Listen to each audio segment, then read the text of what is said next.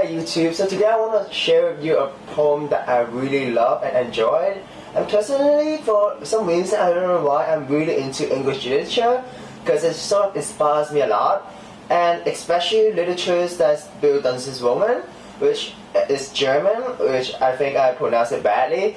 But it actually means a story that is a coming of age story, like To Kill a Mockingbird, which I really like. And if you guys haven't had any chance to read that book, please read it because it's a really awesome book about growing up and racism and so on.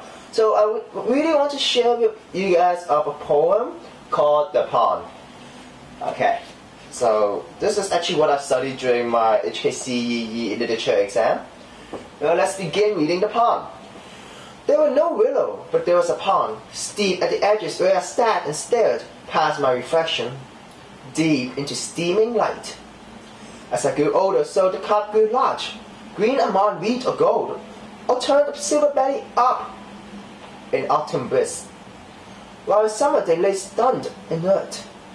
A child might drown in such a pond, I heard. Watching there, for a time I was a child. One summer was hot for days and days. Green skin spread on the water, water weed broke through the surface, and at last the bed began to parch. What little damp remained was stagnant, and then mud in which the fish pounced gracelessly, snared like wingless birds.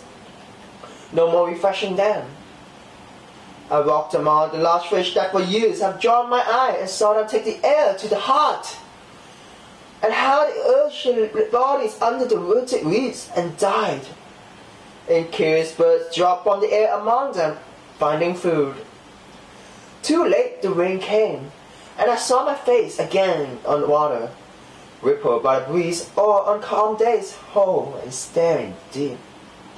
Where water weed revived but wore a light, now literal and creatureless. In such a pond, a child might drown.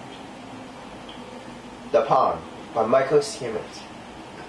So basically this poem is about growing up. It's about a person who has always been to a pond, and from time to time when he look in the pond, he see that the pond is really deep, and he see the fish, and also he believes that he sees a steaming light. Maybe it could mean possibilities of his life.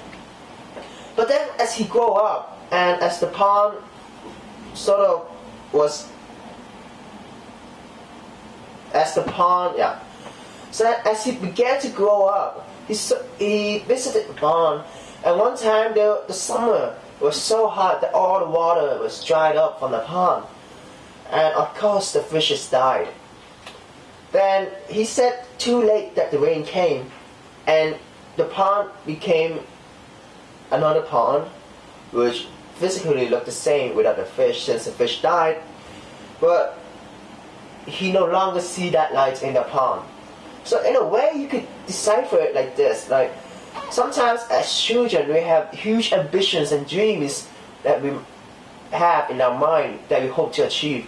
But as we grow up, our innocence or our realistic or pragmaticness or ways that we want to be practical sort of stops us from achieving these dreams, as we are sort of constrained by our external environment and limited by failures or the things you have experienced as you grow older.